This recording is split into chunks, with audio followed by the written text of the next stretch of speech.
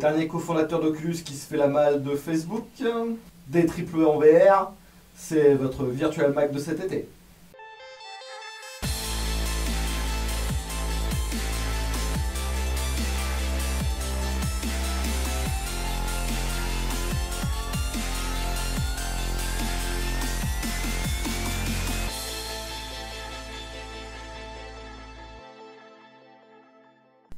On commencera donc par Nate Mitchell, le cofondateur d'Oculus qui s'en va. Après Palmer Luckey qui s'est littéralement fait virer, le départ de Nate fait surtout écho à celui de Brendan Iribe.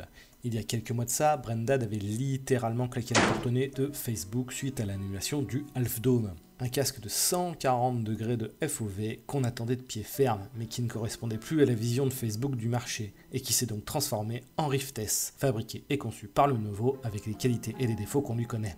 Palmer Luckey, en apprenant la nouvelle, avait donc taclé Facebook via son blog perso, en rappelant, selon lui, ce qui était le plus important. D'abord, avoir un casque VR digne de ce nom avec un réglage interpupillaire. Nate Mitchell, quant à lui, explique vouloir partir pour retrouver sa vie de famille.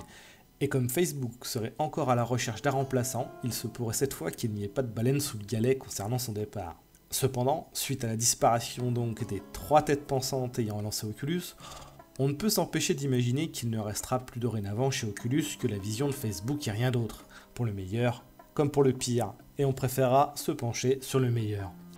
Parti d'une rumeur qui semble se confirmer ici et là à demi-mot chez Ubisoft, Facebook continue ses investissements en VR, et c'est bien la licence Assassin's Creed mais aussi Splinter Cell qui risque fort de voir une version dédiée sous une forme ou une autre pour nos casques VR. Et pendant qu'on est dans les grosses licences, cet été aura eu son lot de surprises et de portages. On commencera donc par Tetris Effect VR, qui est donc porté sur PC, mais il faudra passer par le nouveau store d'Epic Games pour en profiter. Une autre grosse surprise, c'est Dirt 2.0, qui a vu sa version VR se rendre compatible avec tous les casques du marché. On le croyait exclu à Oculus suite à une participation en finance, mais force est de constater que cette participation n'a pas dû être si élevée, puisque Dirt 2.0 est disponible sur Steam en OpenVR pour tous les casques. Enfin, la dernière grosse sortie PC de cet été n'est autre que la version VR de No Man's Sky. Le titre a eu pas mal de déboires au lancement, tout comme Dirt 2 d'ailleurs, mais les patchs correctifs se succèdent, et vous pourrez donc enfin explorer toute la galaxie en VR sans le moindre problème.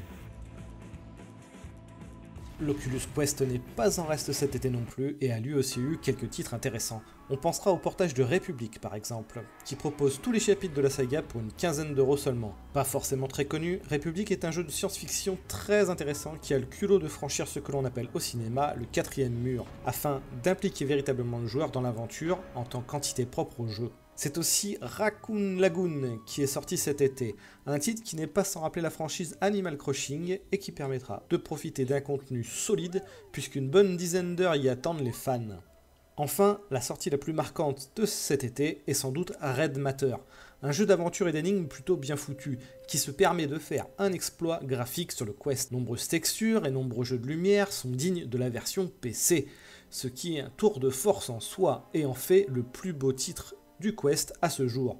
Vous retrouverez d'ailleurs mon test écrit complet sur le site etr.fr. Pour finir ce Virtual Mag, sachez que vous pouvez également retrouver sur notre site le test écrit par Maxime du fameux HP Reverb. Ce casque de la gamme Windows MR qui a la particularité de posséder 2 DAD 4K et qui donne donc à ce jour l'image la plus nette du marché en VR. Sur ce, je vous laisse et vous souhaite une bonne reprise ou une bonne fin de vacances selon vos situations respectives. À la prochaine!